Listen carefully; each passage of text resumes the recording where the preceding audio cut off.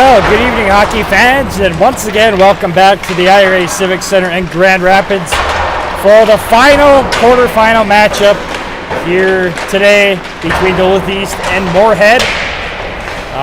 We've had three other games here today on Up North Hockey.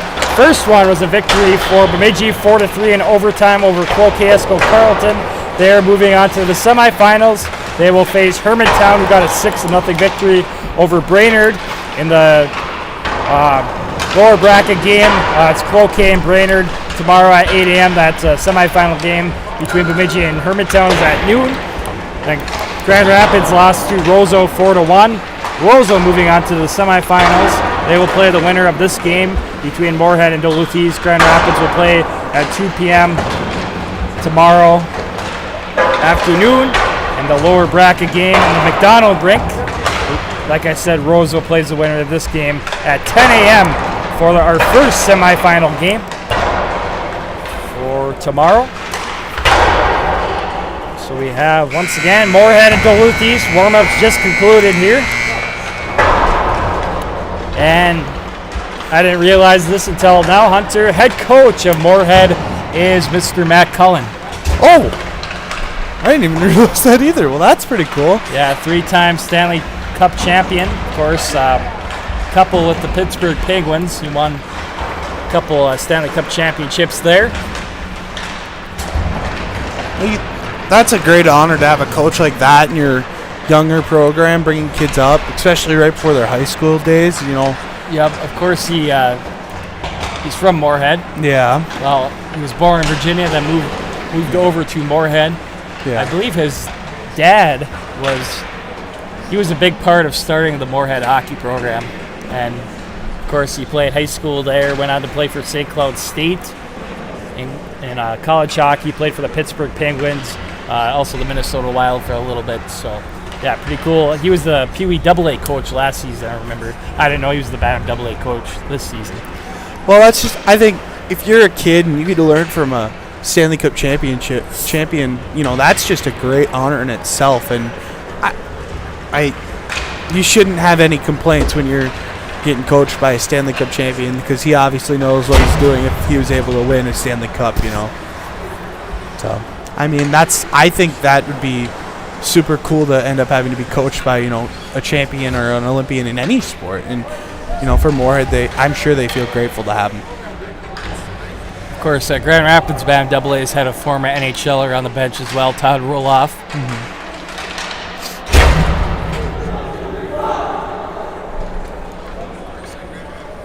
So this will be my first time seeing Moorhead Bantam AA's this season. I saw Duluth East play once. I was reffing a game between Duluth East and Grand Rapids Bantam AA's here at the IRA Civic Center. I believe they tied in that game.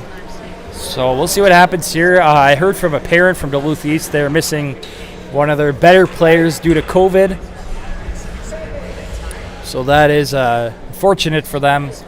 I believe Moorhead is the number 2 seed in this region. You know, they're not as good as they were last year, but still a very solid team. Yeah, and I mean, their varsity team is still good. Like, you look at, and these are two historic programs in the state of Minnesota with Moorhead and obviously Duluth East, you know, a perennial in the state tournament. You know, before Rapids, it's been there a couple times now, and it seems to always be Rapids and East for vowing for a state title or state section championship. Of course, Moorhead still looking for that state championship for high school hockey. I think they have 8 championship losses. I think it's 9 now after the 2017 7 one. or 8. I think it's 7 or 8. So, yeah, that's a tough streak there. But, you know, next couple of years, I wouldn't be surprised if they make a run in high school hockey. They have a good core of sophomores on the team this year. Shot in by Duluth East into the Moorhead zone. Now here comes Moorhead the other way. A breakaway chance for Gas. I heard the iron there, and it goes in right away here in this one. 40 seconds into the game. It is 1-0 in favor of Moorhead. It was odd to see looks like 7 guys come out on the ice there as a defensive change was happening, but it looked like it was almost an overtime winner when those kids skated off there real quick. But that's a great start for Moorhead. Only 40 seconds into the game. Parker Gass makes it 1-0 in favor of Moorhead at the 42nd mark of the first period. Back in the Moorhead zone on the near side now, along the half wall. So it's shot out by number 12, Colby Aschheim. Now for Duluth East, sent to neutral. Now back in the Greyhound zone. Brody Olson sends up the boards now on the corner on the far side. And the Duluth East zone sent out by the Greyhounds. Now Moorhead will control. Sent over to Garrett Lindberg. Lindberg with it. Lindberg into the Duluth East zone. Now he gets it taken away by number 3, Caden Cole. Cole sends it all the way down. Puck goes down for an icing. Face-off coming up in the Duluth East zone for the Duluth East varsity team. Unfortunate that they got shut down due to COVID, not participating in the Section 7 AA playoffs. Of course, due to that, Grand Rapids got a bye in the first round. But yeah, unfortunate for that group of seniors there. Yeah, it's really unfortunate. For by Duluth East standards, this year has been a very down year for them, obviously. But they still had a pretty good group, and section playoffs, anything can happen. They, under Mike Randolph as well, anything could have happened. Yeah, and they likely would have played Cloquet first round, and that's always a fun matchup, between Cloquet and Duluth East. Mm-hmm. Crosstown rivals, and like you said, Mike Randolph is a great coach who's been around for a long time, and he knows how to coach teams to section championships, even if they are the 4 or 5 seed. Just look like what Rapids did in 2017. They were a 4 seed in the section and came back and won it and won the state title. Moorhead controls in their own zone, backhanded out by number 14, Dalton Songstad.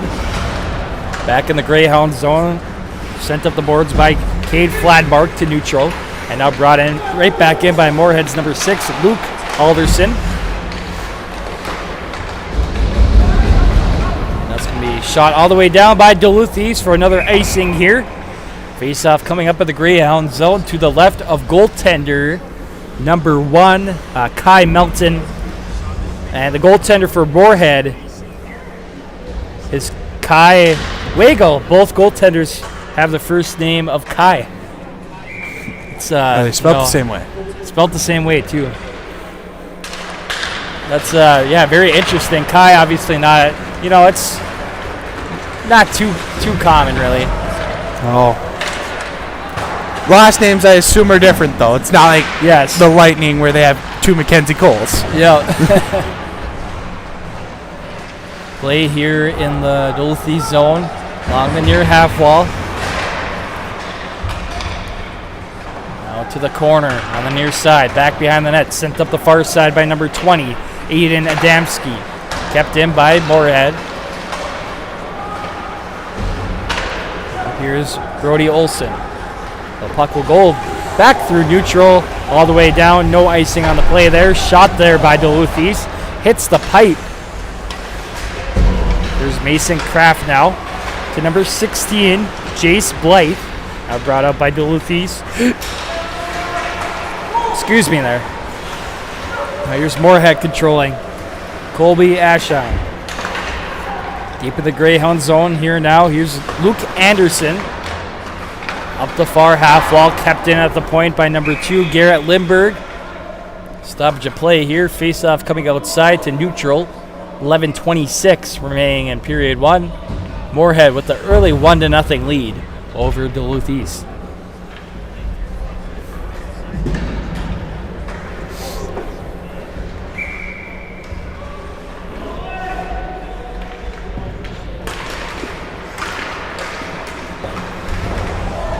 Both teams digging for it in front of the Duluth East bench. Still digging. Now back to the Moorhead defender, number 4, Sam Lorela. Play continues here in the Greyhound zone. Along the backboards, behind the net now, picked up by Moorhead. As it's number 18, Carson Kuntz. Up to the point, Lindberg. Shot right on, and covered up by goaltender Melton.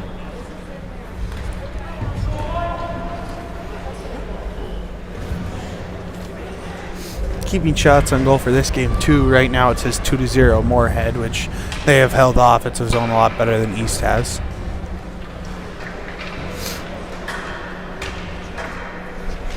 Well, the last 2 games haven't been too close, really. The Grand Rapids Roseau game, 4-1 Roseau, probably a little closer play-wise than the score might suggest. Yeah. And then Brainerd Hermantown, it was all Hermantown in that game. They went 6-0.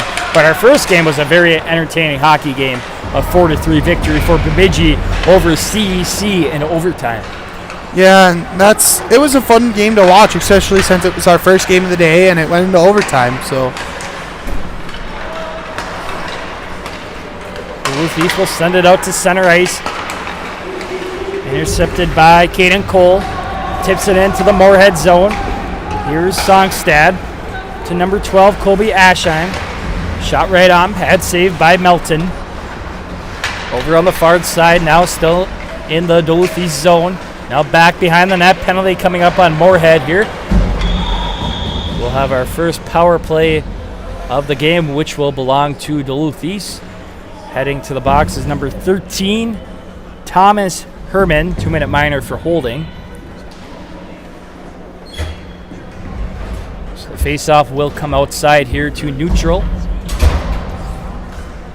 What's the name of your Facebook? It's on YouTube, Up North Hockey. Up north? Up North Hockey. Yup, on YouTube. If you look that up on YouTube, you'll find it.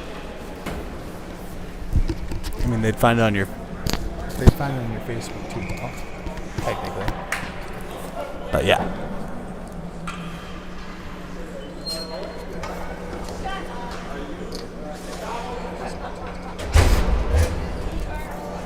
Make sure to spread the word that we're streaming this game here this afternoon, or tonight. Not this afternoon. It's 8:06 right now here in Grand Rapids. But yeah, make sure to spread the word to family, friends, fans, and just fans of the teams and fans of hockey. Spread the word that we're streaming Duluth East and Moorhead Bantam AA's. This quarterfinal matchup in the Bantam AA North Region Tournament here in Grand Rapids. Minute 38 remaining on the power play for Duluth East. Up at the point, backhanded in by number 8, Luke Anderson. Now brought up by Moorhead. Here's number 14, Dalton Songstad. Shot right on, and a glove save by Kai Melton. 9:21 remaining in period 1, a minute 25 remaining on the power play for the Greyhounds of Duluth East. 1-0 in favor of Moorhead. Once again, they scored that goal 40 seconds into the hockey game. It was number 10, Parker Gass, scored the goal to make it 1-0 in favor of Moorhead. One back by the Spuds as they have a short-handed offensive zone face-off here. Now the puck will leave the zone and shot right back in by Moorhead on net. Now coming away with it for Duluth East is Brody Olson. Through neutral into the Moorhead zone. Now the puck will hit the netting. Stoppage of play here. Face-off coming up in the Moorhead zone. It's like I kind of said with the Rapids team, they really struggled with their power play, and East is kind of getting in the same rhythm. I mean, they haven't really had many offensive zones, you know. Moorhead's really controlled the play, and they've been controlling in the offensive zone as well as the defensive zone. Shot right on there by number 3, Caden Cole, saved by the goaltender Wagle. Now shot in by Moorhead. So went off the glove of goaltender Melton. Over on the far half wall, picked up by Duluth East. It's Thomas Gunderson. To Caden Cole now. Cole driving up with it. Play at neutral. Back in the Duluth East zone. Controlled by Luke Anderson. Anderson. And shot in by number 9, Rain Walsh. You're right about that, Hunter. You got to capitalize on special teams. You got to score goals on the power play. Very important, especially when you're a team like Grand Rapids, to reference. They struggle to score goals, so you got to take advantage. They had a 5-on-3 power play. They really couldn't get anything going in that last game. And when you're a team that struggles goals, that guy's struggles to score goals, you got to capitalize on the power play, like I said. Yeah, and obviously you see East went 0 for 1 as Moorhead gets the player back. Yeah, Moorhead back at full strength here. Still 1-0 in favor of Moorhead with 7:55 remaining in period 1. Play at neutral. Breakaway chance here now for the Spuds. It's Gas. Pass over to number 11, Cade Almendinger. And I believe it was a big save by Kai Melton there. Yeah, I think he got a stick handle on the back of that one. Deep in the Greyhound zone, picked up by number 6, Brody Olson. Olson driving up with it. He'll shoot it all the way down. And it will go down for an icing with 7:24 remaining in period 1. Face-off coming up to the left of Melton in the Duluth East zone. Still 1-0 in favor of Moorhead. They lead in shots on goal as well, 6-1. Yeah, Moorhead's just had the grade A opportunities today, right now, and they're buzzing. Right off the face-off, a shot that doesn't get through traffic by Matthew Grammer. Now sent out front, picked up by Duluth East, number 18, Cade Fladmark. Carried up by Anderson. Over on the far side now. Tipped ahead by Moorhead. Now picked up by Duluth East, number 15, Thomas Gunderson. Gunderson sends it up. And it goes down for an icing once again with a 6:52 remaining in period 1. Well, a face-off to the left of goaltender Kai Melton in the Greyhound zone.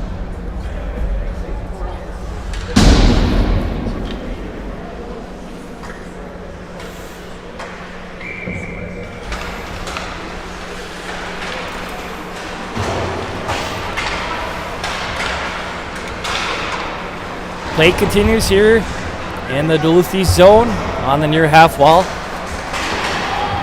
Now Moorhead is forced to retreat here. So they're offside. And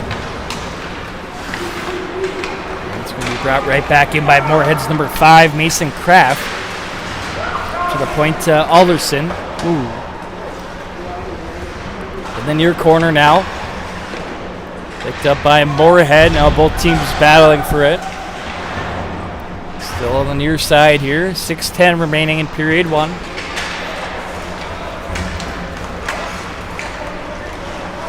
Skating back with it for Duluth East is Olsen. Over to Adamski. Now brought in by Duluth East number 19, Nicholas Jeanette. Now here comes Moorhead the other way. Carried it up by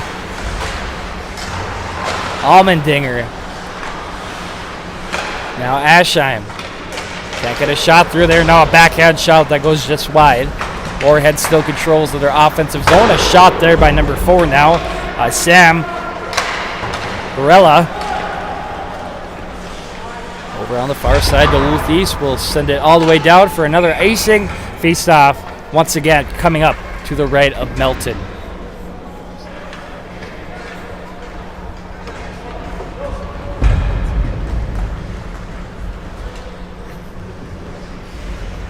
.526 remaining in period 1. Still 1-0 in favor of the Moorhead Spuds. Shots on goal update 7-1 also in favor of Moorhead. Moorhead's been a lot more physical than Duluth East, and it seems like Moorhead's really getting the East off the puck and getting good high-end scoring opportunities.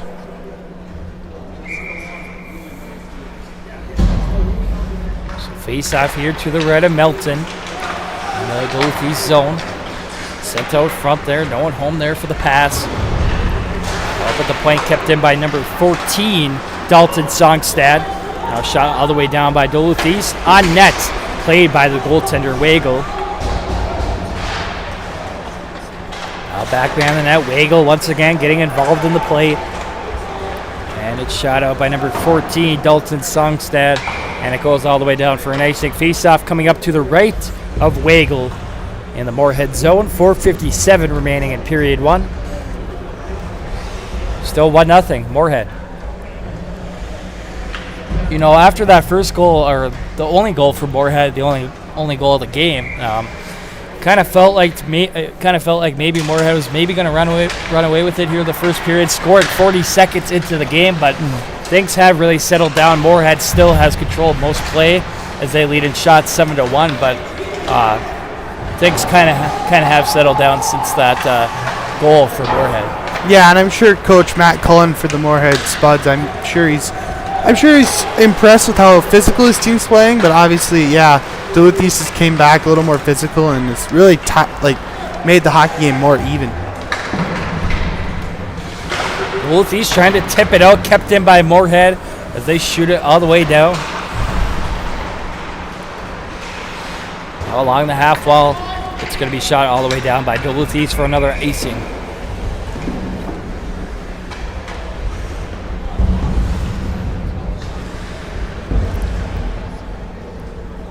So we have one semifinal set, Bemidji and Hermantown tomorrow at noon. And the winner of this game will take on Roseau in the 10 a.m. semifinal game. Winner of those games will obviously move on to the region championship game on Sunday at 9 a.m. Play at neutral, now back in the Moorhead zone, flipped up, back through neutral by Lorilla. Back in the Moorhead zone, Lorilla sends it up the far half wall. It's brought out by, not sure where the puck is. I believe it's stuck in the equipment of number 16 of Moorhead, Jace Blythe. Puck just disappeared. There it comes out now. Went up the backside. He was checking the front side, it went up the backside.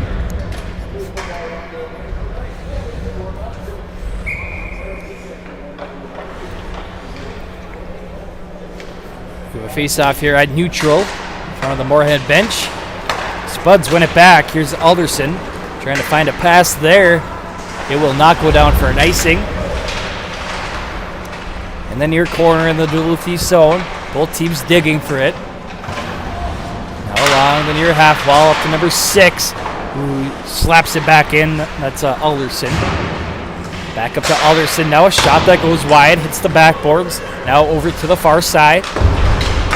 Back up to the point, slapped in by number 2, Garrett Lindberg. Now the puck does leave the Duluth East zone. Shot in by the Greyhounds into the Moorhead zone.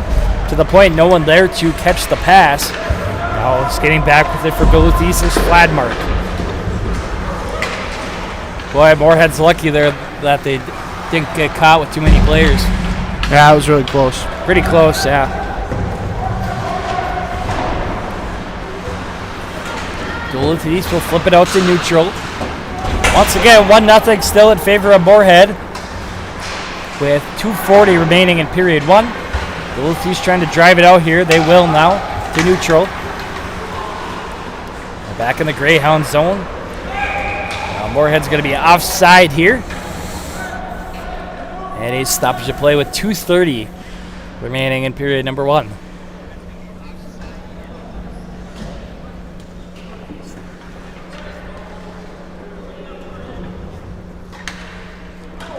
Face off here at neutral.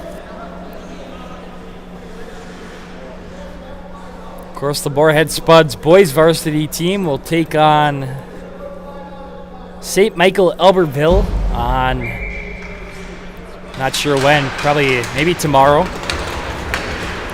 in the Section 8 AA semifinals.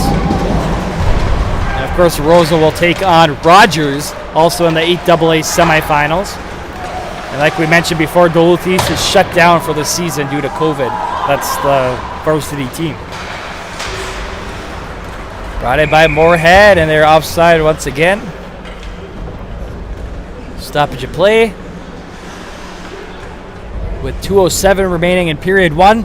1-0 still in favor of Moorhead over at Duluth East. Adam Franzen tuning in here says hello Up North Hockey, asking what the score is. Like I said, 1-0 Moorhead over Duluth East. It's good to see Adam Franzen tuning in here. Of course, he was our number 1 Up North Hockey watcher last season. He watched almost every game. And now he's tuning in here right now. Also, Bauer Murphy giving the score to him on there with the whatever. I'm sure he's watching to see who he's going to have to play tomorrow in the losers bracket. Yep, and I'm sure the Roseau players might be watching as well to see who they're going to play. It's kind of nice doing the streaming for this tournament stuff too. When I was playing in hockey tournaments and you were waiting to hear who you played, you just heard it from your parents. You weren't watching the game or anything. You just waited to see an update on the website or whatever. Now these kids could watch the game on our stream and see who they're going to play.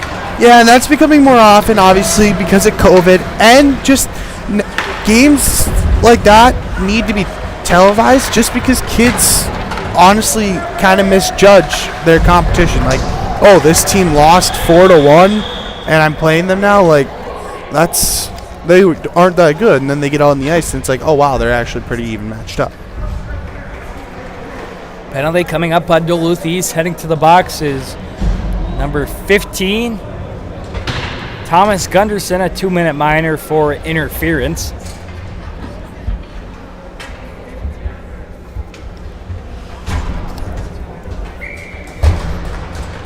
Moorhead heading to the power play here as they lead 1-0. Shot up, another offside here against the Spuds. Moorhead's just really a little too anxious here the last few minutes. Yeah, Moorhead's really looking to get that pass up to number 10. That's about the third or fourth time I've seen him try to do that, bounce that pass off the wall and get up and go with number 10 and try to get him in there. Of course, number 10 is Parker Gass.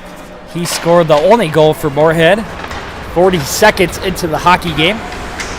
Brought up by Moorhead here once again. They're on the power play. That power play is just getting underway. Gass sends it up to the point to Lindbergh. Now Moorhead will not be able to hold the blue line. Play at neutral now. And it's going to be shot in by Duluth East number 3, Caden Cole. Going back to pick it up is Lindbergh. 45 seconds remaining in period 1. Brought in by Lorella. Lorella controlling it from Moorhead. Well, the puck wraps through all the boards. Back behind the net over to the far side. Now going to pick it up is Herman. Now covered up by the goaltender Melton here. 20 seconds remaining in period 1. A minute 3 remaining on the power play for Moorhead. Still 1-0 in favor of the Spuds. They've gotten some good offensive movement, just kind of stagnant a little bit. I think Coach Cullen would definitely not be 100% happy with the power play. Out front, centering pass. Can't get a shot on net there. Now here's Blythe. Over on the far side. 5 seconds remaining. One last shot for Moorhead. Here's Lindbergh. Shot right on. And a big save for goaltender Melton. That does it for period number 1 from the IRA Civic Center. The buzzer did sound. It is 1-0 Moorhead over Duluth East. Moorhead will have a power play for 43 seconds to start period number 2. So, also shots on goal 9-1 in favor of Moorhead. So, good hockey game so far. It's been mostly Moorhead controlling the play, but Duluth East is they're hanging in there.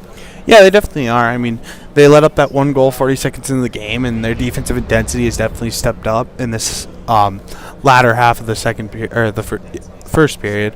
And I mean, they're playing like they're not playing like they're down. They're playing as it's still 0-0, and that's a good thing to keep your head up and just try to get that goal. Well, just a quick shout out to our sponsors.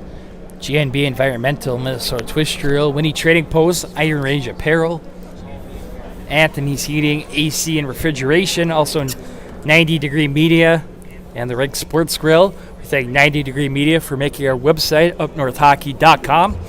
We have all kinds of information on there, including a PayPal link if you're looking to donate money through PayPal. Once again, upnorthhockey.com for PayPal. And we also have a Venmo account, which is upnorth-hockey. Once again, Venmo, upnorth-hockey. And through PayPal, You can find that link once again on upnorthhockey.com.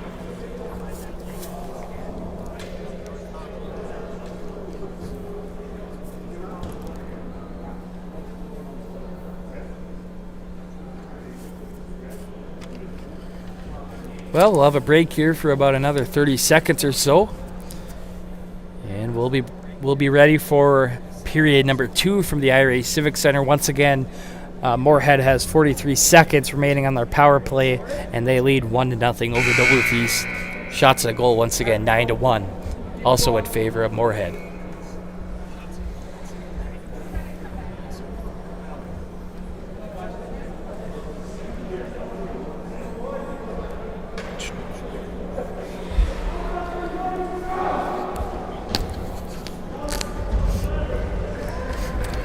I do believe the BAA regions are done for the night. I think Randy did 2 games today. Of course, he had work during the day, so he couldn't do the first 2 games. But he did 2 games there, and he'll be streaming there all weekend long. Once again, the BAA North Regional Tournament in Virginia. And we'll be here for the 2 semifinal games tomorrow. Also, the championship game on Sunday, and the second seed game as well, also on Sunday. Brought in by Moorhead on the power play. Right away here in the second period again. Moorhead scores to make it 2-0. We saw this in the first period. They scored 40 seconds in. Second period, 7 seconds in now. Can you guess who scored? Number 10. It was number 10. Yeah, so 7 seconds into the second period, number 10. I don't remember his last name, but yes, he scores the Parker Gass. Gass, okay. Gass scored the goal 10 seconds in, and Moorhead again scoring right away early in the period. And did you happen to see who got the assist on that goal? I think one might have went to number 16, possibly. Okay.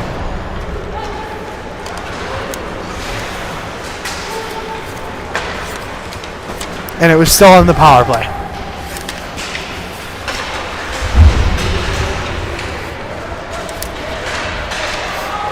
Brought in by Moorhead again, a shot. Oh. And the puck goes just wide. And that was a shorthanded goal. Or, no, never mind. The clock. It was a power play. Yeah, power play. I was just confused because the time is still up on the clock. I don't know why, but... Power play goal for Moorhead. Once again, scoring the goal was number 10, Parker Gass. 7 seconds into the second period. It is 2-0. Moorhead over Duluth East. 14 minutes remaining in period 2. Play at neutral. Tipped ahead by number 11, Cade Elmendinger. Over on the far side, Elmendinger. In the Moorhead zone, shot out by the Spuds. And it's going to be brought back in by Duluth East, but they're offside. Stoppage of play with 13:38 remaining in period 2.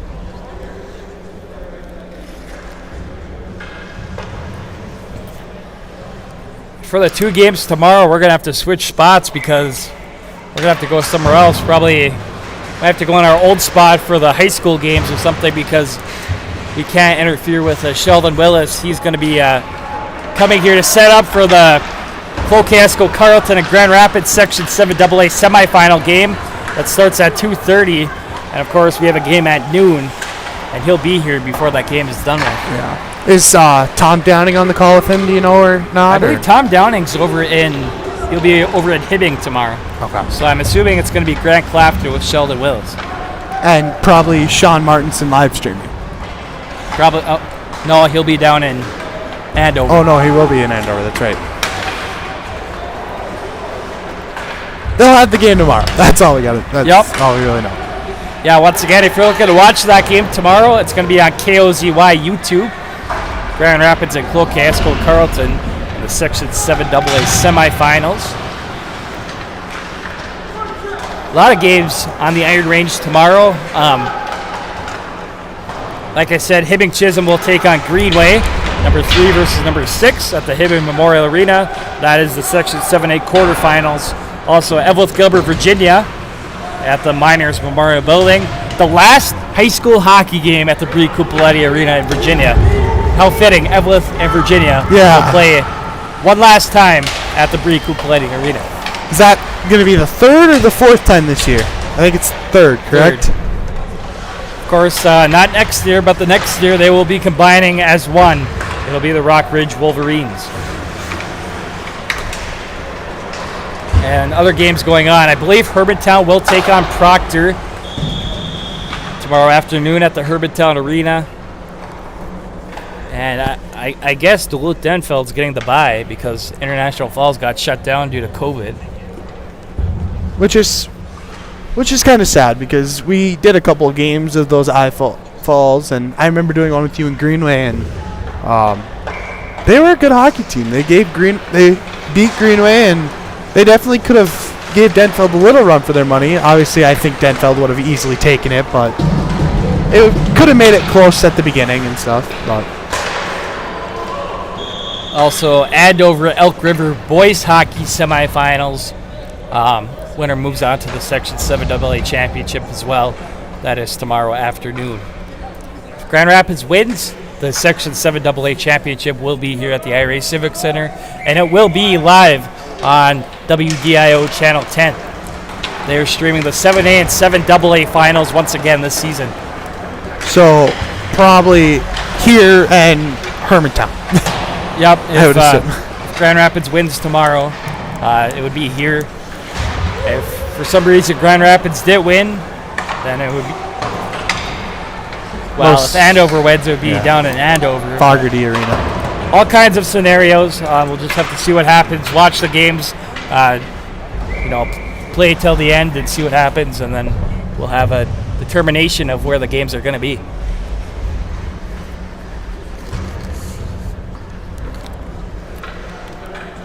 Well, back to this game here.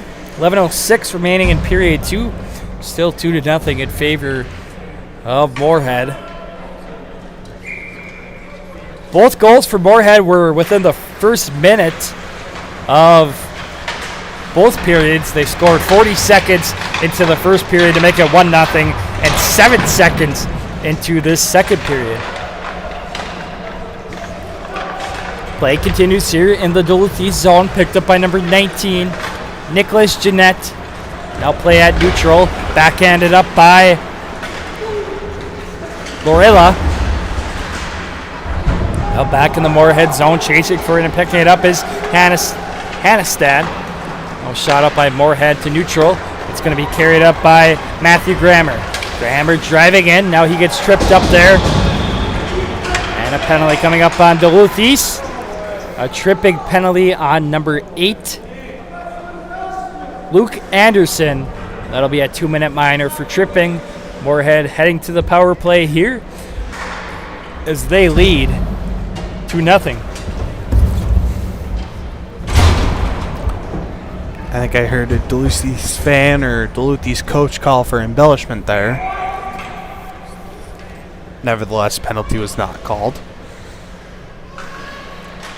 So face off here in the Greyhound zone. Moorhead power play out. Over on the far side. Now out front. Moorhead can't get a shot off there. Another opportunity. Now here's Blythe over to number 10. Parker Gass just about the hat trick for number 10. Now the puck goes up and out of play into the netting. Yeah, almost a hat trick for number 10, Parker Gass there. Beautiful play by Jace Blythe. Backdoor pass over to Gass and just about made it 3-0. Yeah, it was really close. I mean, it looked like number 10, Haas could just not pull the trigger on it. Here's Gass right off the face-off. Shot there, hits a stick, goes over the net. Minute 27 remaining on the power play for Moorhead. 9:45 remaining in period 2.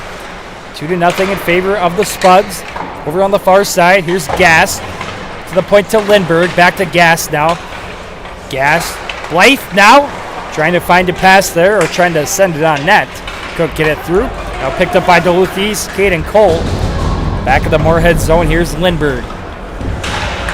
Lindbergh sends it all the way through neutral. Now here comes Duluth East up through center ice. Brought up by Gunderson. Thomas Gunderson stops, trying to put a shot on there. Now along the backboards, over to the far side, Lindbergh sends it up to neutral. Now coming up with speed was number 4. Gorilla got tripped up. Opportunity backhand goal for Mason Kraft. What a nifty play there by Kraft, number 5. And I believe that'll stay unassisted as he picked it up off the boards and just took it in himself, and just a nice backhand top shelf. Time of the goal was 6:01 of the second period. Once again, it was Mason Kraft with the nifty backhand shot, top shelf, to make it 3-0. Duluth East will take a timeout now to calm down their players. I actually like using a timeout, mid-game. What point is it to save the timeout when you're already down by a lot? You gotta calm down the players when you have a lot of time left. There's no point in saving it until the last couple minutes. So if you're struggling, take a timeout, let your players rest, and get back out there. Hopefully, for Duluth East's sake, hopefully they can turn it around. Yeah, and I agree with you. I mean, you got to take timeouts, and the sad thing is hockey only gets one. You only get one the whole game. If you got one per period, you'd see people using them a lot more, I feel like. But no, like what you said, 3-0, want to calm them down. Also, I think the only reason people wait to use them at the end is if it is that 1-goal game and it's getting hectic. Yep. Then they'll save them. But yeah, I definitely, if you're down 3-0 right now, this is a great idea by head coach for Duluth East. Coaches are Jacob Bosey and Jerome Pickar.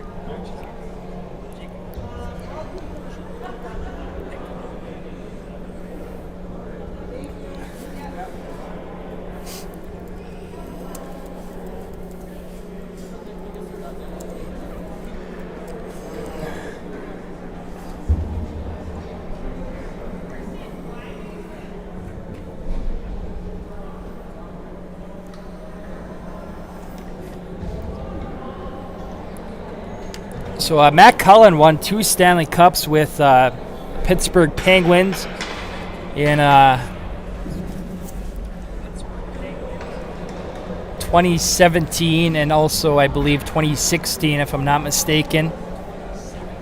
Won back-to-back Stanley Cups with Pittsburgh. And then his first Stanley Cup was in 2006 with the Carolina Hurricanes. So that's pretty amazing. Not many players accomplish that feat there. Winning 3 Stanley Cups. Alexander Ovechkin, 1 Stanley Cup. There's a lot of great hockey players that haven't won many Stanley Cups. Heck, does even Wayne Gretzky have 3 Stanley Cups? I don't know. I'm not that up to date on my hockey stuff, but another interesting fact I see is when Matt Cullen was drafted, he was still they were still called the Mighty Ducks of Anaheim, and that's the team he was drafted to. So that's another cool thing. You probably, you never know right off the top of your head. But yeah. Wayne Gretzky has 4 Stanley Cups, all 4 with Edmonton. But still, even winning 1 Stanley Cup is amazing. But winning 3, that is a whole new level. That's all you really want to, individual records are one thing, but winning Stanley Cups, that's the ultimate goal. I mean, obviously. Yeah, and a notable mention, specifically from Grand Rapids, Alex Goligoski does have 1 Stanley Cup here, too, with the Penguins as well. With, or one of them. Was he with Pittsburgh? Yep, I think so. Okay. And he's played for Dallas, and now he's with Arizona. He's still playing. Yeah, Goligoski. Still with Arizona. Still gets some good quality playing time with the Coyotes. Boy, he's been playing for a long time, it seems like. Of course, Jake Bischoff, the most recent Grand Rapids player to play in the NHL. He's played a little bit for the Vegas Golden Knights. I think he's playing for in the AHL right now, but yeah, a couple players from Grand Rapids still playing NHL hockey. I'm not sure if there's any from Moorhead right now. They probably have some up-and-coming players that might see some ice time, a couple college players and stuff, but yeah, collegiately, if you look at Rapids, they're still, your Blake McLaughlin at Minnesota. Gavin How about Hayne. Blake McLaughlin and Gavin Hayne? They had a heck of a night on Tuesday night when they. So the Gophers were playing in the Big Ten championship, and the North Dakota Fighting Hawks were playing in the NCHC championship. Gavin Haynes, North Dakota was down. They were playing St. Cloud. Gavin Haynes scored the game-tying goal, and then North Dakota eventually ended up winning that game. So he was a big part in the victory for North Dakota there. And Blake McLaughlin, Minnesota got the victory 5-3 over Wisconsin in the Big Ten I championship. think it was 5-4. I think it was 5-3. Anyways, Minnesota won. Blake McLaughlin had 2 goals and 2 assists in that game. So 2 former Grand Rapids players from the 2017 championship team representing very well on North Dakota and Minnesota. And you talk about that North Dakota team obviously beating St. Cloud State. You can't forget that their line mate for that state championship, Micah Miller, also does play for St. Cloud State. Yep. And then you also have Alex Adams playing for Bemidji State. You have Mitchell Madsen playing for Michigan State. Zach Stayskol with the UMD Bulldogs. He's been the starting goalie pretty much for the second half of the season as a freshman. Yeah, it's great to see all these guys having very successful college careers, knowing that they will eventually go off and play in the NHL. Of course, Gavin getting drafted by the Flyers organization, and I believe Blake is going to the Anaheim Ducks organization, if I remember right. I believe, yes, you're right about that. The teams they got drafted by, yeah. And, of course, all eyes are on Jack Peart here in the Northland. I'm sure we'll see him in red and black next season with St. Cloud. And, he most likely will get drafted to the NHL this draft year, too. Yeah, I think when I last checked, they kind of had him, I think, high second or third round, maybe early fourth round, kind of right in there somewhere. Well, he has a big game coming up in Plymouth, Michigan after the high school season. It's kind of a game for top players in the country to play in front of NHL scouts, so he has that coming up as well. So that's going to be big for him. Also, he's going to be going back to play with the Fargo Force in the Clark Cup playoffs after the high school season is done here. So he's already played with Fargo for almost like a year now. So he has a lot of USHL experience. He played for them after last season, I believe, a little bit. And then, of course, he played for them before the high school season this season as well. So I'm glad he came back, though, to Grand Rapids. It's been really fun to watch him play, and it's going to be fun to watch him play in the future here as he moves on to collegiate hockey. And a lot of people were hesitant if he was going to come back, but he kind of made it known to all of us in his grade, I want to come back and I want to try winning that, state championship, because he knew he had the team. He has a team that is capable of winning a state championship. So well, this Grand Rapids team would be a whole different team without Jack Peart. I think Andover would be the favorites without Jack Peart on Grand Rapids. Oh, for sure.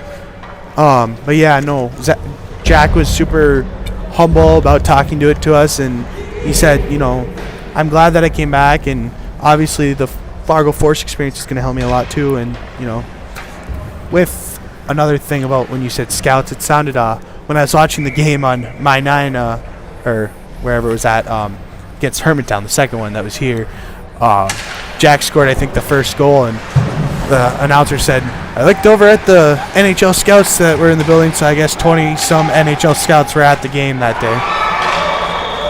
And almost a goal there for Moorhead, but it's waved off by referee Cody Van. How about Duluth East, though? They have 3 former Duluth East players playing for Wisconsin. Ryder Donovan, Shea Donovan, and Luke Lemaster. Yeah, it sounds like Ryder's doing really good down there, and I'm sure Shea and Luke are definitely doing good. Luke Lemaster was a big piece to their team a while back against us. I think he was a key Same with factor. Ryder, though. That team was fun to watch with Ryder on that team. Well, you knew Ryder was the main factor, but Luke Lemaster was definitely a key factor in the turning point of that team. When Ryder couldn't normally get stuff going, if he didn't, Luke was right there to pick it up. And I believe Garrett Worth is playing for the brand new Long Island University out east. It's a brand new Division I college. They just started this season, I believe. So he's off playing Division I hockey as well. I think he initially committed to Arizona State University, but he decommitted from there, and now he's playing for Long Island, like I said. Here comes Moorhead. Garrett Lindbergh driving in with it.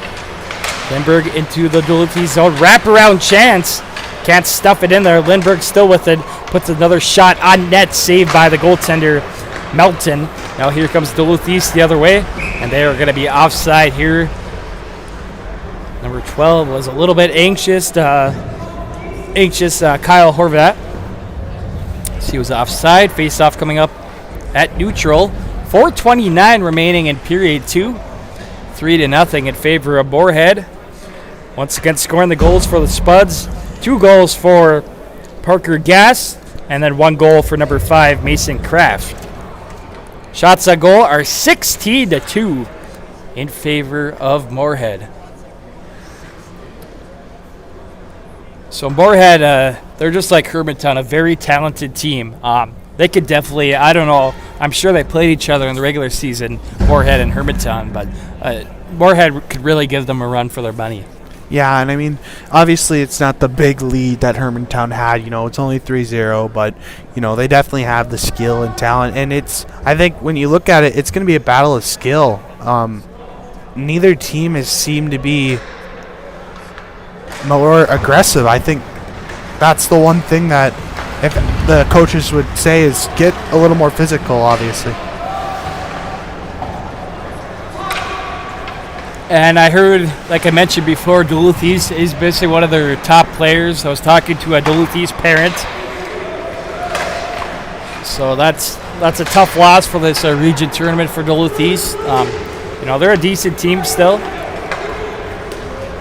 Backhanded in by Duluth East, number 11, Kyle Peterson, into the Moorhead zone over on the far side as it's advanced ahead by number 18, Carson Kuntz. Now a shot right on there by number 5, Maxwell Beresford. Duluth East trying to get on the board. Another shot there by number 2, Ian Christian. Couple saves there for the goaltender, Kai Wagle. The best 2 looks for Duluth East so far here tonight. Yeah. Speaking of that Evelyn, Virginia game, did you ever hear anything about the injury status of Joe Westerberg at all? Obviously, that was a scary time in Hibbing the other night. Of Jace Westerberg? Yes. He is doing okay, I heard. It's nothing too serious.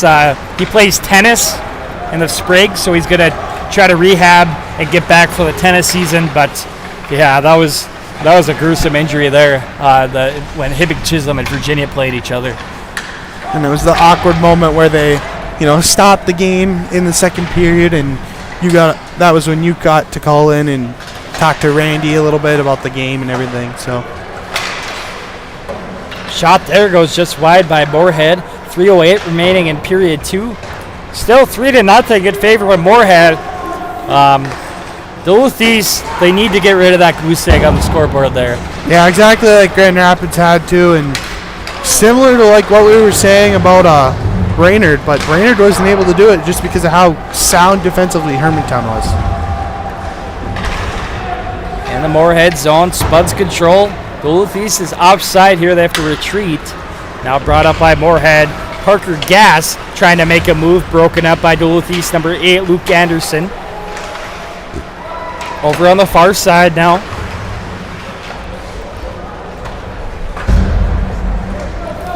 Now picked up by Duluth East, Luke Anderson. To center ice. Penalty coming up on Moorhead here as Anderson got hauled down. So here's the opportunity Duluth East needs. They're going on the power play. Jace Blythe is heading to the box. That'll be a 2-minute minor for hooking. So we have 2:13 remaining in period 2. Duluth East is kind of finding their game a little bit, I feel like. Now they get a power play. They got to get some more shots on net. Only 5 shots on net for Duluth East. But, hey, if they pop one here, it's only a 2-goal lead for Moorhead, towards the end of the second period going into the third. Yeah, it's a crucial point of the game here. I mean, obviously a big turning point, and Moorhead gets it clear out of the zone. But, yeah, no, I definitely agree with you. This is the time where they have to pop one in. Otherwise, like you said, this is 3 goals is tough to come back, and you need to do it on the power play, on the special teams. Yes, special teams, very important, just like in football. Special teams are very important. You know, the Minnesota Vikings have lost a lot of games due to special teams, so they're very important in all sports. Yeah. I mean, when I was younger here in the Rapids program, 10th and 11th grade year, we lost a couple games due to our special teams play, and that's not good. Cedric pass there, intercepted by Moorhead's number 4, Sam Lorilla. Lorilla driving in now, shorthanded opportunity for Moorhead, and a glove save by goaltender Melton. Deja vu again for Duluth East on the power play.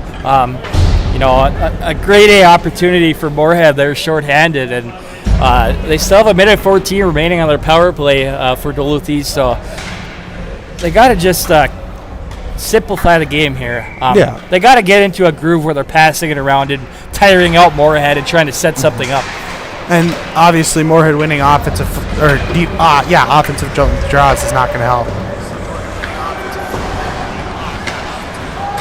Back in the Moorhead zone. Here is Hannestad.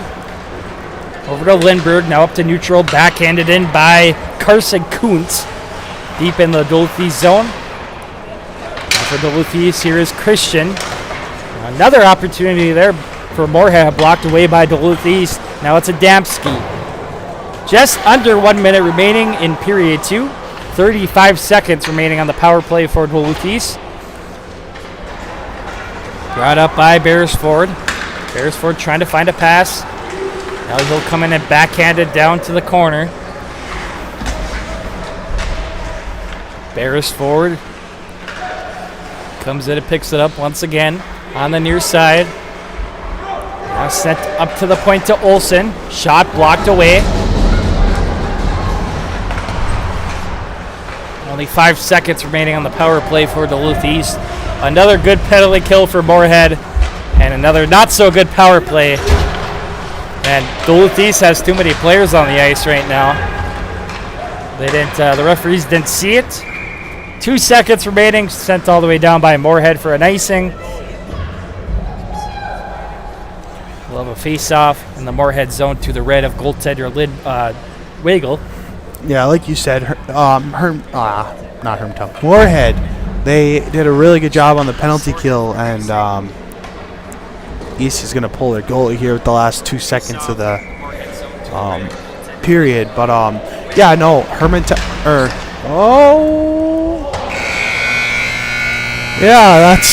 was risky. That was an interesting move by the Duluth East coach. Obviously, like I said, you pull it with 2 seconds left. You're obviously hoping you win the draw, and that's the risk you take. And luckily, if you didn't see it on the camera there, the Moorhead or the Duluth East goaltender was on the bench. They had 6 players out there with 2 seconds remaining. And do you think it probably would have made it in time? You know, probably 0.1 seconds if it was on net. Yeah, for sure. I mean, either way, it would have been really close. Too close for comfort for Duluth East. I mean, it hit the wall as the buzzer was sounding, so you'd think, it probably would have been in the back of the net. But like we were saying, Duluth East did not use that power play very well. I mean, they were in the zone, but they were not getting shots on goal.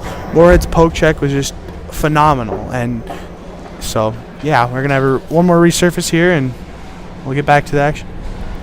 Yeah, we have 11 periods down, 1 to go here at the IRA Civic Center. I believe my math is right. So we'll be back for the final period of play coming up from the IRA Civic Center. Once again, it's the Moorhead Spuds 3 and the Duluth East Greyhounds 0. Shots on goal are 17-5, also in favor of Moorhead. You are watching Bantam AA North Region Hockey on Up North Hockey. Remember the bathroom quick?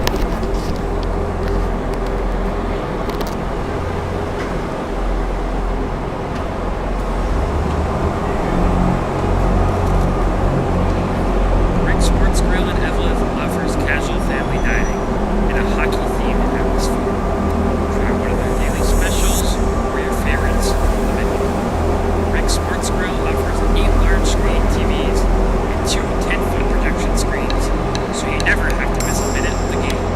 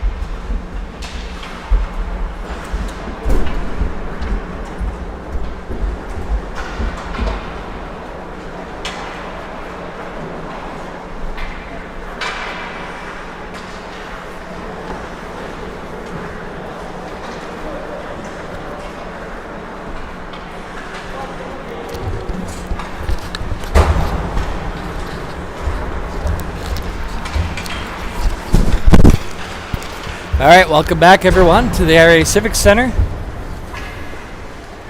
We're just about ready for the final period of play. Once again, 3-0 Moorhead over Duluth East. Just a reminder, we'll have 2 games on Up North Hockey tomorrow from the Bantam AA North Region Tournament. Bemidji and Hermantown. That's at noon, actually. The first game's at 10 a.m. The first semifinal game, Roseville versus the winner of this game, Moorhead or Duluth East. 3-0 Moorhead, like I said, after 2 periods of play. And then at noon, it's Bemidji and Hermantown. That's all we're streaming tomorrow. And then on Sunday, we're streaming the championship game at 9 a.m. Winner goes to state as the North #1 seed. And then the second seed game will be at 4 p.m. on Sunday. Of course, tomorrow, obviously, 2 games at 10 and 12, and then the Rapids boys game at 2, like we've previously which we're not mentioned. streaming, but it's Yeah. it's going to be a very busy day here at the IRA Civic Center. You have a full day of region games all day long, and then you have, like you said, playoff section hockey and high school hockey. Grand Rapids and Cloquet in the Section 7 AA semifinals. And like you said, if you want to catch that game, obviously go to KOZY. Sheldon Willis will be here, and we believe it will be with Grant Clafton. Clafton, yes, I've listened to him a couple times. He does a very good job. I remember listening to his first game. It was Cloquet. They played Cloquet down at the Northwoods Credit Union Arena. Little shaky for the first game, but he's improved a lot. It wasn't that he was bad. He just forgot to press a button or something, and there's dead air for about a minute. But he does a very good job. Of course, Grand Rapids native, Grant Clafton, but he coached at Hibbing Chisholm as an assistant coach. Then he went over to Greenway. He was there for quite a while, probably 6 or 7 years.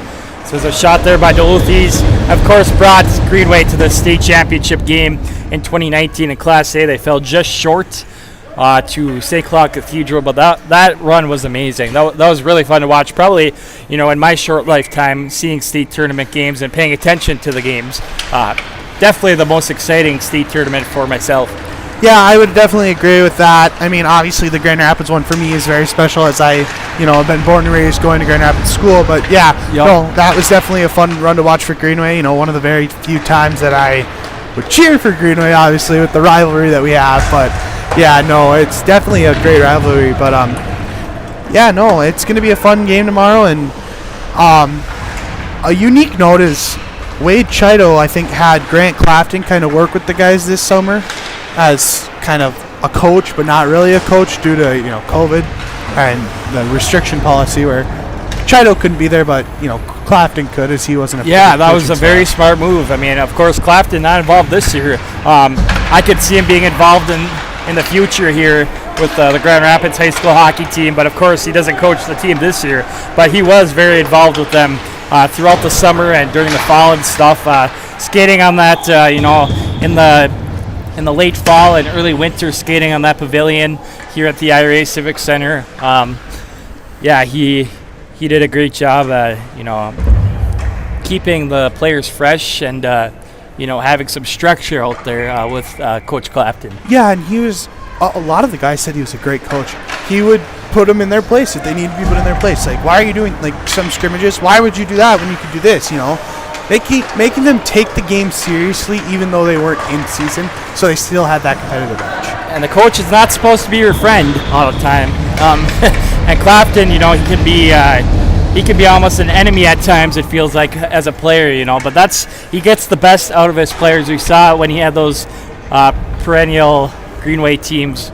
3 or 4 or 5 very good seasons. They finally got over the hump and knocked off Hermantown in 2019, but he got the best out of his players. They weren't very deep. They weren't the deepest team in the state, even in Class A, but he conditioned them well. They were very well conditioned. Greenway hockey, that group played with very short benches all through youth hockey, so they were very used to it. When Ben Trombley and those players, Christian Miller, were Bantams, they had 9 or 10 players, and they made the state tournament for Bantam A's. Another goal there for Moorhead. Not Moorhead, Duluth East. That makes it 3-1. I don't know why I said Moorhead, but sorry about that. 3-1. Now, Duluth East gets on the board. And they were on the power play as well. 15 seconds in. I didn't realize that. Sorry, a little too much talking for me. They're talking about other stuff, but No, it was number 18 was in the box for Moorhead. So that was a power play goal scored by, I couldn't even tell. There was so much commotion in front of the net. And that was scored with, that was a minute 50 or a minute 48 into the third period. Yeah, I'm not sure who scored the goal. It was a big scrub outside the net and just kind of fell right into the lap, and then a Duluth East defender finally hit it in through the 5-hole. So, brand new hockey game now, 3-1 Moorhead. It's anyone's hockey game. If Duluth East can come back here, if they pop another one, it's going to be a very entertaining final period. Yeah, for sure. Play continues here in the Greyhound zone, picked up by Moorhead's number 16, Jace Blythe. Now flipped out by Moorhead, or Duluth East number 23, Garrett Olek. Puck goes up and out of play. 12:43 remaining in period 3. It is now 3-1 in favor of Moorhead. Seems to me that Moorhead's kind of only rolling 2 lines, like you said, too. So that they must be a fairly well-conditioned team just to be rolling these 2 lines, especially with, they look like they have the 3-line depth of the team there. Here's, as I say that, here's a different line, but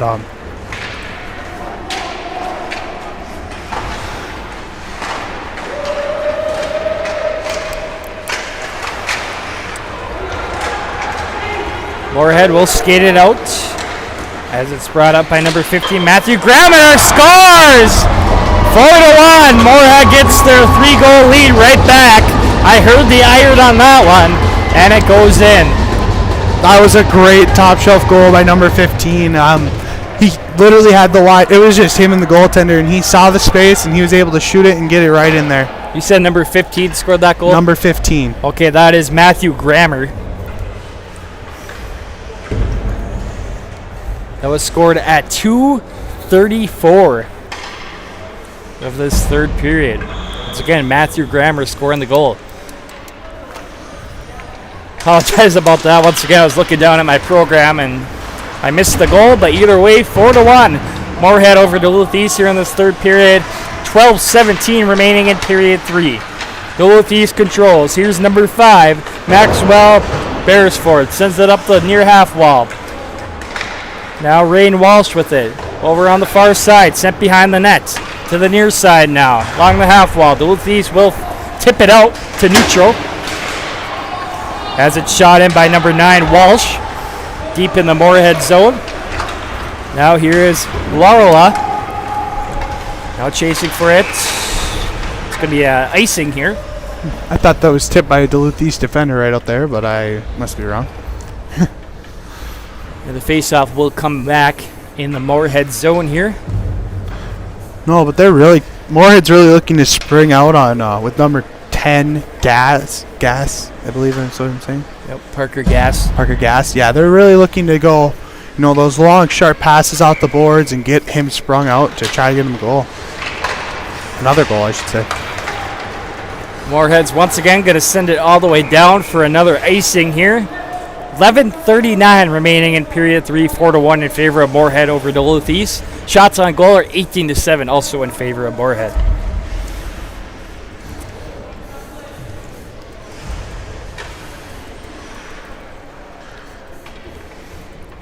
So face-off here to the right of goaltender Kai Melton.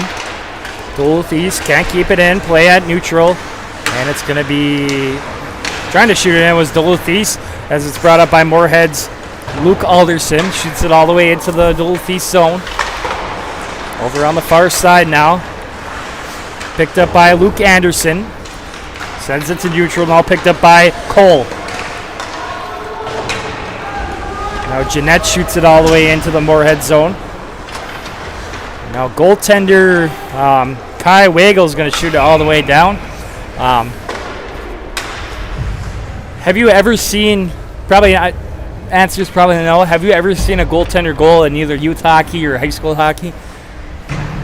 Like get an assist or get a goal? Score and goal. No assists, yes, as of this year. I've actually, last year in the Section 7A semifinals, the Hermantown goalie Jacob Backstrom got 2 assists against Evelyn Gilbert.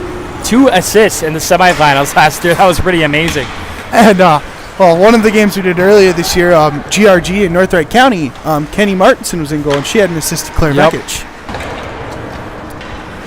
Of course, there's been a couple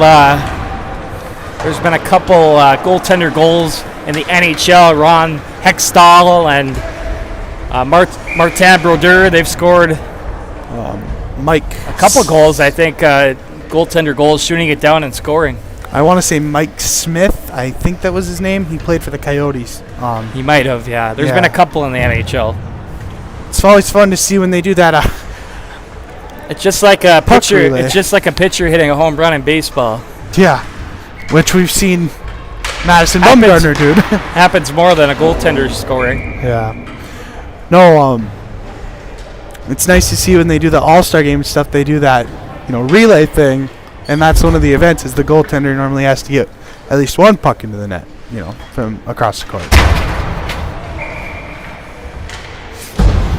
Face-off in the Duluth East zone to the right of goaltender Kai Melton. One back by the Greyhounds. Along the half wall on the near side. Now kept in by Garrett Lindberg. Sent to the backboards. Duluth East controls it. Up to the near side once again. And it's going to be brought out by Nicholas Jeanette. Brought right back in by Moorhead. Grammer over to Kuwitz, who falls down. Now picked up by Duluth East. Brody Olson.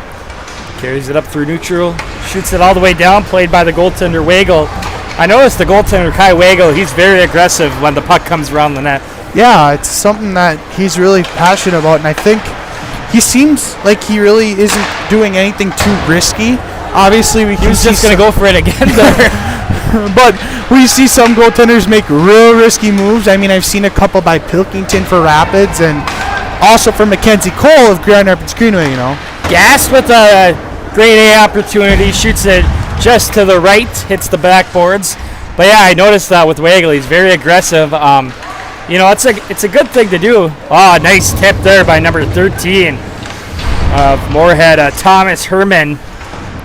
Doesn't go in though, but yeah, you got to be careful though, especially in closer games. It's Moorhead has a lot of wiggle room here, up 4-1, but in close games, you do not want to be that aggressive.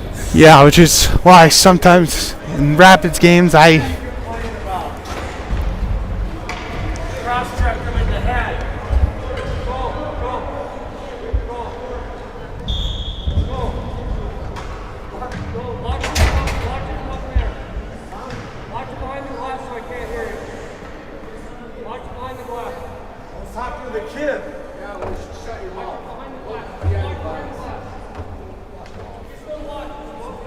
complaining about a goal. He cross-checked the kid. It's a kid.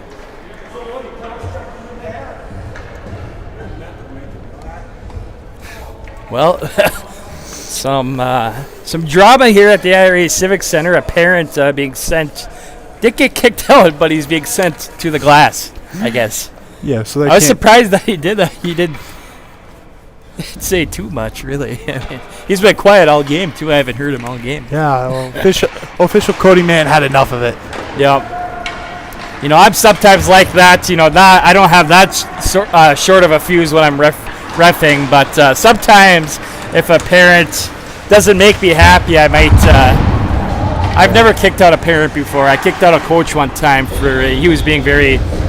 I mean, I guess with COVID this year, there's limited fans, so it's easier to pick out a parent. But it's interesting. But referee Cody Mann had enough of it, and he wasn't going to listen to it anymore.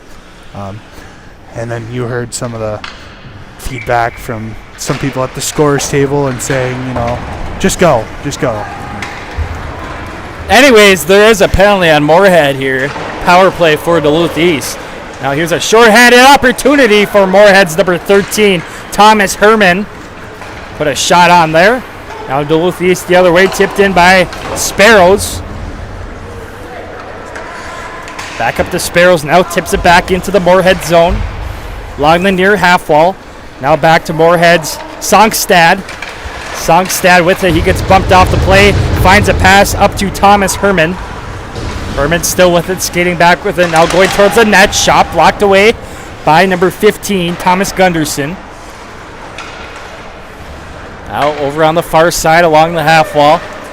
It's going to be shot out by Sparrows to neutral and shot right back in by Moorhead. 50 seconds remaining on the power play for Duluth East. They trail to Moorhead 4-1. 7:55 remaining in period 3. Deep in the Moorhead zone. Duluth East centers it there, no one there, and they will keep it in. Shot there, it doesn't get through traffic by Aiden Adamski. In the far corner now, Duluth East controls along the half wall now.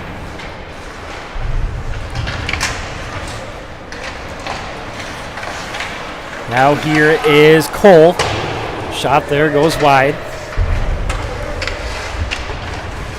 Now here's Cole once again, or Ian Christian rather. Point, nice tip, almost a tip there by Maxwell Beresford out front. Now Moorhead back at full strength, back to 5-on-5 hockey with 7:08 remaining in period 3, still 4-1 in favor of Moorhead. Now back in the Duluth East zone. And Moorhead is going to be offside here with exactly 7 minutes remaining in period 3. Of course, referee Cody Mann, he was on that 2013 team that played in Hockey Day, Minnesota. He did score the game-winning goal of that game against Benilde St. Margaret, who at the time was the 4th-ranked team in the state, and Rapids was 13. So, well, there's a saying out there: "What if man did fan?"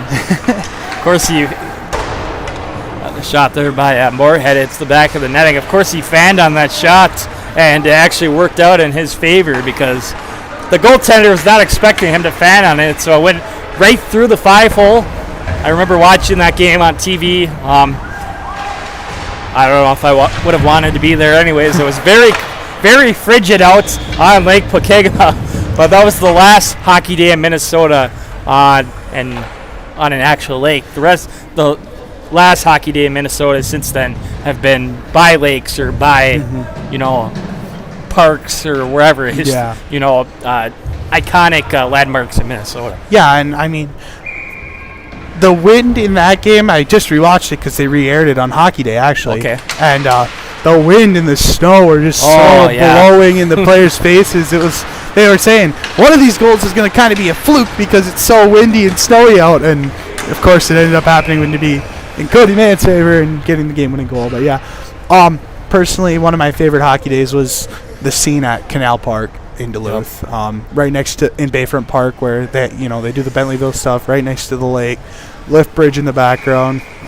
Did Evelyn play Duluth Denfeld in that game? Yep, Duluth Denfeld won that game. That Duluth East played Lakeville North in their game. I forgot who won that game. I'm pretty sure it was Lakeville North. Lakeville North was very good that year. They had the Palings. So. Yep. That might have been the year they went undefeated, possibly. Possibly, I think so. Because I'm sure the Palings were seniors when they went all the way undefeated for state champions. Shot right on there by Moorhead, and a save by goaltender Melton. I've only been to one hockey day in Minnesota, and that's when it was in Bemidji. And temperature-wise, that was the coldest hockey day in Minnesota ever, but it actually wasn't that bad because there was no wind. That makes a huge difference. It was probably negative 28 out. I mean, if you were bundled up, obviously it would still be cold. But, if you were bundled up and without the wind, it was actually not too bad. Yeah, and obviously Greenway played Bemidji in that game. Bemidji won that game, and then Andover and Minnetonka played in the first game. I believe Minnetonka won that game. Yes, and that had some unique stuff going on with it too. Is obviously where our families are from up north. There's a wood shim building business up there, and they made the hockey day benches that were there. So that was nice to see. I'm blanking. Opportunity scores! Number 13, Thomas Herman makes it 5-1. Moorhead with the assist going to number 10, Parker Guest. 5-1 with 4:51 remaining in period 3. Heimlock Holmes were the one who made the benches that year for Bemidji. So, that was a great goal by by Moorhead though too. Number 13, I believe, correct? Yep. Yeah, makes it 5-1 with 4:51 left in the third period. That was scored at 10:09 of this third period. Once again, scoring the goals, number 13, Thomas Herman. And the single assist went to number 10, Parker Gass. But, of course, Moorhead has participated in a couple Hockey Day Minnesotas as well. I think a couple, they hosted one as well. One of the first Hockey Day Minnesotas was in Moorhead. Yeah, and GRG competed in the last Hockey Day Minnesota that was actually held against Blake, and they got beat pretty handily. That's Blake was really good and had some UFM That was commits. last year, right? Yep, 2020 in Minneapolis. And then, of course, this year, 2021 was supposed to be where I'm going next year for college, Mankato. Yep. But obviously with COVID not held this year, you probably would have saw a great game versus Mankato East and Mankato West, for probably boys and girls, I would assume. Yeah, that would have been I'm sure they would have had a AA matchup too of some kind. But that's what I was saying. Obviously, I'm sure they were going to play each other, Mankato East and Mankato West. I don't know if they selected teams for that even though, because they usually select the teams right before the season or a couple months before the season. Obviously, COVID was going on. I believe it was already canceled, but it would have made sense for Mankato East and Mankato West to play each other. That would have been a great matchup, though. Two pretty even teams. It's a rivalry matchup.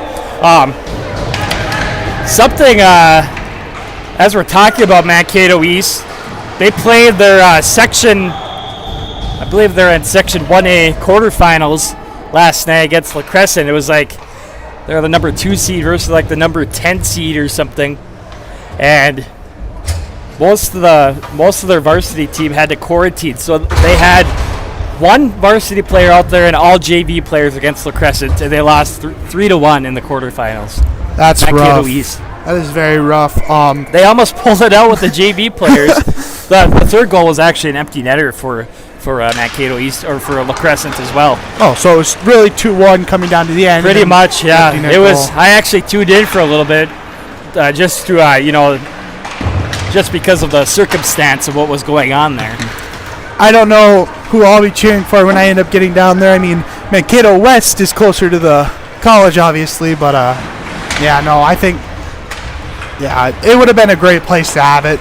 Going down there, they would have made it really nice. And yeah, I've never been to the city of Mankato, actually, ever. Oh, it's a pretty jaunting drive of 4.5 hours. So. Yeah, I was actually in Rochester not too long ago, but I've never been. That was my first time in Rochester. But, yeah, that was my first time. I've never been to Mankato. Well, you'll have to come down and visit. You're only going to be an hour and a half away. Yeah, I'm going to Minnesota next year. University of Minnesota to study journalism and broadcasting. 2:52 remaining in period 3. Duluth East is in the box right now for another 55 seconds. 5-1 in favor of Moorhead. So it looks like Moorhead will be moving on to the semifinals against Roseau tomorrow at 10 a.m. That is going to be a good matchup. Of course. Roseau, Moorhead always, most of the time, usually the top 2 teams in Section 8 AA. So it's going to be interesting to see that game. It's still going to be a tough test for Roseau, but I think the way they played today, I think they can, if they play like that, they could definitely make the Spuds make it a close game. Yeah, and I totally agree with you. It's interesting to see that all of our Section 8 teams, besides Brainerd, obviously, made it to the semifinals. You have one Section 7 with Hermantown. 3 of the 4, yeah. Yeah, so we have, obviously, I mean, Section 8 is very well represented in this young class, and when they get up to high school, it's when they're playing for something bigger, it's going to be very interesting to see these teams play each other. Obviously, you would assume Moorhead, Roseau, and Bemidji would all be vying for 1, 2, 3, Shot all the way down by Duluth East for an icing. 2:15 remaining in period 3.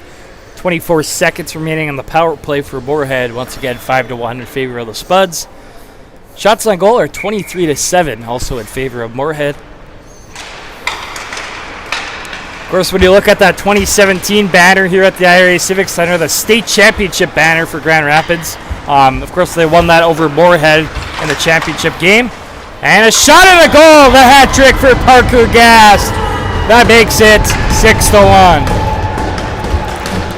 Yeah, no, that game against Moorhead 2017, it was never over until the end. I mean, Rapids went up by a couple. I think Moorhead actually went up 2-0 early in the game, and then Rapids had 5 unanswered goals, if I remember correct, and Moorhead made it close later in the game, and then Rapids put in the empty netter finally to seal the deal. And of course, that big trio we talked about, Gavin Hain had a hat trick, Blake McLaughlin had 2 goals, and Micah Miller had a goal. All the offense coming from that first line.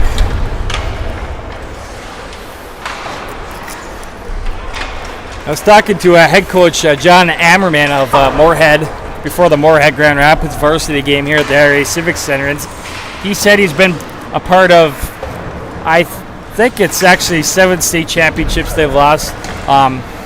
He's been a part of 3 of them, 2 as a player with Moorhead, and then 1 as a coach back in 2017. And I mean, you looked at that Moorhead team, and they had the talent, as we see an East player down on the ice. But they definitely had the talent to win that state championship. But Rapids, came out and played better. And we highlight, we talk about Hain, McLaughlin, Miller, but if you look at how that team played, it was Stampahar, Anderson. There were so many other factors. It wasn't just Micah, Blake, and Gavin. All around a very solid team in 2017. Yeah. And I think Lunani, one of his favorite players was Jack Burnson, and Jack Burnson did have a really good tournament. Player down on Duluth East right now.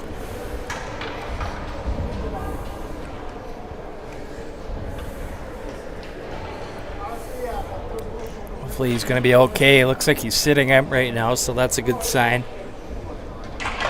And he will get off on his own power. So number 11, Kyle Peterson. He will skate to the bench on his own power, like I said. Minute 17 remaining in period 3, 6-1 in favor of Moorhead here. Face off in the Duluth zone to the right of goaltender Melton. One back by Moorhead. They will keep it in. They send it all the way down to the backboard. Centering pass, scores! This time it's number 7, Brooks Cullen.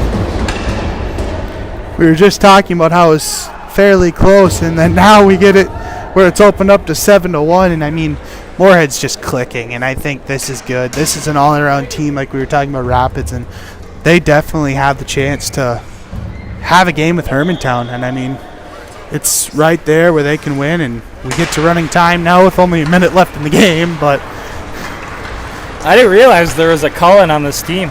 Yeah, I kind of saw that. I didn't notice that until now. I knew obviously Matt Cullen, the head coach of Moorhead, but looks like his kid Brooks Cullen's number 7 on the team. I don't know how I didn't realize that before, but the one who just scored the goal. Yep. But yeah, no, this has been a great game by Hermantown. Matt Cullen definitely has the team going in the right direction during this region tournament, and they definitely have a chance to upset Hermantown in that championship game if they make it there. Obviously, they have to go through a tough Roseau team, and who knows? Bemidji might give Hermantown a run for their money. We got to see what happens tomorrow.